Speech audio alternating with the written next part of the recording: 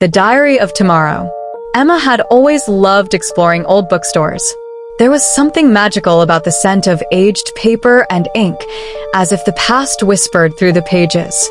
That's why, when she found the dusty leather-bound diary tucked between two forgotten novels, she felt an unexplainable pull toward it. The cover was simple, worn brown leather with no title. Inside, the first page had a name written in faded ink: Eleanor Finch.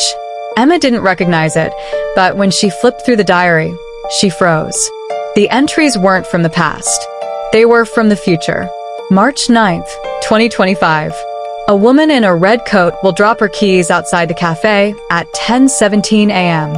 It was March 8th. This had to be a joke. Still, curiosity got the best of her. The next morning, she sat outside the cafe and waited. At exactly 10:17 a.m., a woman in a red coat walked by. Her keys slipped from her fingers, clattering onto the pavement. Emma's breath caught in her throat. The diary was real. She rushed home, flipping through more pages. The predictions were small at first, tiny, insignificant events. A spilled coffee, a lost dog, a surprise rainstorm. But then, the entries became darker. March 15th, 2025. A fire will break out in the Westwood apartments. One person will not make it out. Emma's hands trembled. That was her building. She had to warn someone. She had to do something. But who would believe her? A diary that could predict the future? She sounded insane. On the night of March 15th, she didn't sleep. At exactly 11:46 p.m., the scent of smoke filled the air. Sirens wailed in the distance.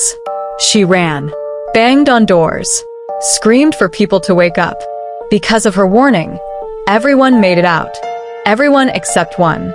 A firefighter later told her, there was one person in apartment 6B. He didn't make it. Emma's stomach dropped. She knew who that was.